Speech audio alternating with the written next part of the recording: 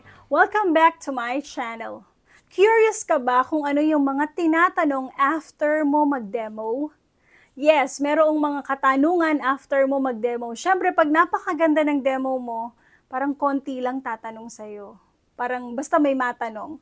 Pero kapag medyo problematic yung demo mo, malamang marami kang sasagutin. But certainly, these are the common questions that are usually asked after demo teaching. Number 1, share with us your background in teaching and what are your thoughts about it? So dito guys, binibigyan ka ng pagkakataon na ipakilala mo yung sarili mo sa kanila sa background ng pagiging guro. Kung nag-part-time ka, saan ka nagturo ka ba sa private?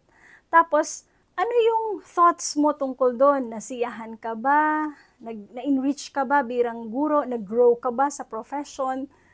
Yung mga reklamo, medyo itago mo yun. Don't be too honest. Kasi alam mo yun, nire-rate ka nila. Tapos ang mga nilabas mong sagot, puro negative. Medyo off yun. Okay? Kaya don't do it. 2, what innovations could you bring to your classroom and to the school? So, ang hinahanap dito guys, innovation. It need not be with technology always. Yun yung maling concept ng iba. Akala nila, kapag may innovation, kailangan merong technology dyan. Kahit walang technology dyan, alam mo yun, basta alam mong in-improve mo yung dating hindi maganda, that can be considered as innovation. Okay, for example ako, common practice ko to sa classes ko. I want them to be comfortable in speaking or sharing their ideas using English. So rather than calling them for a graded recitation, which is intimidating kapag narinig nila yung salitang graded recitation, ang ginagawa ko every class beginning, I'm putting a sentence starter on the board. For example, I'm very happy about, I feel inspired whenever. So, each one speak one yun. Palitan yung nasa kabilang dulo. They share. So, ginawa nila yung sharing of ideas. At the same time, hindi nila namamalayan, ino-open up nila yung sarili nila sa klase namin. At the same time, they are already speaking in English. Kasi hindi pwedeng isulat. So, they have to think of what words to add sa sentence beginners na binigay. So, as we go along, napapansin ko, wow, nagiging komportable na mag-share at saka mag-construct ng sentence ang mga estudyante ko. And they are looking forward to it. Every meeting, naghahanda na sila kasi iniisip nila, ay, ano kaya yung sentence starter ni ma'am ngayon? And they are very glad in sharing their thoughts to the class. It's so amazing, nakaka-surprise. At saka ang sarap din mapakinggan yung mga sinishare nila. 3, how are you in terms of assessment of learning? So, paano ka mag-assess? Gaano ka galing mag-assess? Siyempre, wag mo lang sabihin na, given the rating of 1 to 10, 10 being the highest, I'll give myself 8 kasi blah, blah, blah, blah, blah, blah. Of course, you have to give justification. Baka pwede nga, meron ka nang naka-ready dyan na assessment tool. Pakita mo kasi in-anticipate mo na itatanong yung ganon. Maganda na very brilliant ang dating mo, kaya mag-ready ka kung paano mo sasagutin itong tanong na to. 4, what is flipped classroom method and what can you say about it? Have you done it? Nagawa mo na ba siya? Na-try mo na ba siya? The danger here is if you don't know flipped classroom. Kaya aralin mo na yung mga modern methods of teaching na yan para itry mo na rin kung meron kang employment, current employment, para alam mo yon, confident mo siyang masasagot na ginawa mo ito. So, hindi theoretical ang sagot mo, kundi very practical. May masasabi kang halimbawa. So, hindi lang flipped classroom. Alamin mo yung blended learning, project-based learning, yung mga technologically infused learning. Alamin mo lahat yan para very brilliant ang iyong maging sagot. Mahirap kasi yung sasabihin mo, sorry sir, I think ito po yan. It's not a very brilliant answer. Kailangan smarty ka doon. Kaya anticipate mo na itatanong ito kasi nasa modern days na tayo. 5, have you conducted a research? How are you as a faculty researcher? Mahirap iwasan, mahirap i-dodge tong tanong na to kasi talagang ang teacher's life ngayon kasama na ang pag-research. Kasama na rin yung pagkakaroon ng mga extension projects at saka yung mga inventions. So, guys, alamin nyo, magandang meron kang research involvement, meron kang research presentation, at meron kang research publication bago ka pa man mag-apply. Kasi kung yung 10 kasama mo ay wala at ikaw ang meron, syempre ikaw na yon. Ikaw na talaga yon. Kasi lalo sa college teaching, importante na meron kang faculty research na present mo at na-publish mo pa, lalo sa Scopus Index journals. Malaking puntos yon over other applicants. At malaking tulong yon sa pamantasan na papasukan mo. Number 6, how good are you in terms of teaching with technology? Huwag mo lang sagutin to kung good ka ba, bad, better, best. Mag-cite ka ng example. Anong technology ang mga nagamit mo? Anong mga naging epekto nito sa mga bata? Makatotohanan syempre yung sagot mo kapag gano'n. Huwag theoretical ang sagot. Kaya, di ba mga technology naman ngayon, talagang i-try mo, gawin mo, para ma-share mo. 7. What technological application can you confidently use? Or what have you used in the past? Ang sagot mo ba ay, sorry sir, wala po akong na-try. Pero susubukan ko pong mag-try ng mga digital applications. The problem there is, it will project an image na napag-iiwanan ka na. Okay? Napag-iiwanan ka na. Kasi ang dami-dami ng mga technological applications ngayon, digital applications na ginagamit sa pagtuturo. Nandyan yung Kahoot, nandyan yung Mentimeter, nandyan yung Padlet, nandyan yung dapat marunong kang gumamit ng Zoom, Microsoft Teams, nandyan yung Google Meet. So, yan guys.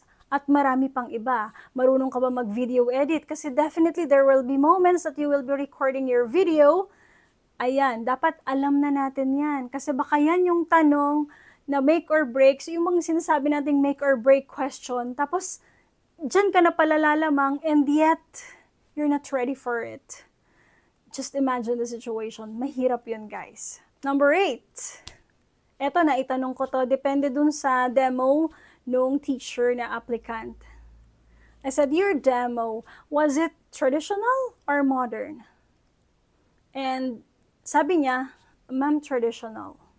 So sabi ko, why did you opt for a traditional method where in fact there are modern methods already of teaching?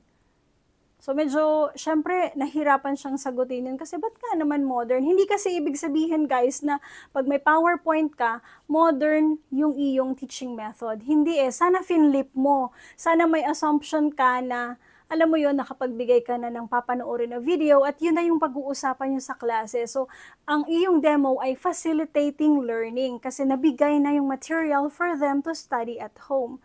Kaso, doon ka palang nagle-lecture sa classroom, very traditional. So, hindi kinakitaan ang pagiging innovative, pagiging modern educator. Yun yung mahirap. Kaya, ang demo teaching mo ay paghusayan mo, pag-isipan mo talaga, paghandaan mo talaga. Next one, ito ay nakasusog doon sa piniresent na matching type question. In the matching type, guys, di ba may column A, may column B? So I asked, in your column B, what's missing? Ang situation kasi, merong columns A and B, 1 to 5 items. So definitely, hindi 5 lang yung choices mo. Ang choices mo, may palabis kang isa or dalawa. So, A, B, C, D, E, F, G. Diba? A, B, C, D, E. Meron ka dapat F or F, G. Meron kang dalawang distractor item. Kaso, wala. 5 yung tanong, 5 rin yung choices. Of course, hindi yon ang nasa principles of assessment. So, I asked, in your column B, what's missing? Sabi niya, I think the directions, ma'am. Other than the directions, kasi wala naman sa column B yun, what is lacking in your column B? So, hindi niya na pinpoint. I gave him the chance to give me the answer na, ma'am, dapat po dyan may choices, hindi ko lang po nalagyan. However, hindi niya na-recognize na may kulang. So, syempre, hindi yun thumbs up, thumbs down yun, kasi assessment yun eh. Dapat meron kang extra item na panggulo doon sa mga tamang kasagutan. Another, of course, especially if you're applying for teaching in English, kailangan walang grammar error or grammatical errors yung iyong material, yung iyong content sa iyong PowerPoint presentation or examination. Kasi doon ka mabubutasan, doon ka mapupuntuhan ng evaluator. Kaya check thoroughly whatever you put in your visuals or in your tool. 10th question, what will you do if despite teaching well, there are students who did not learn the lesson? Situational yun at maaring nangyayari talaga yon. So anong sagot mo doon? Sasabihin mo ba, I'll make sure that next meeting, they will be able to understand, I will give them this and that. Okay. Nangyari talaga tong tanong na to. So, ganun din yung sagot. Sabi nung applicant, I'll make sure that next meeting. So, after she answered, and that was my turn to ask the question, I said, why will you wait for next meeting if you can have some catch-up moment with the learners? Pwede naman yun na sa non-teaching time, ay puntahan natin yung bata sa classroom or papuntahin natin sa faculty room at turuan natin, magkaroon tayo ng extra mentoring time para pagdating ng next meeting ay naka-ready na siya. So, that's innovation, right? That's, extra miles. Ginagawa mo yon because you really are passionate to teach. Yun yung mga hinahanap nating candidates, yun yung mga hinahanap nating applicants, yung mga willing mag-extra miles at talagang kitang-kita natin yung passion sa pagtuturo. Kaya pag-isipan mo talaga ano yung mga gagawin mo kasi yun yung nagpapakita kung ano ka bilang guro. Number 11, if half of the class cannot comprehend well the lesson, what will you do? So parang katulad to nung naunang tanong. Syempre, hindi mo sasabihin na next meeting, I will do this and that. Again, do not wait for next meeting. Have extra mentoring time before next meeting. Kumbaga, meron kang sarili mong programa, sarili mong innovation na hindi naman siya sinabi ng school na gawin mo, pero ginagawa mo kasi alam mong kailangan siya. So, that's a very good practice. At hindi lang actually yung good practice, kundi best practice yon. Okay, so these are the potential questions, guys. At syempre, marami pang iba na pwedeng itanong kasi by context siya.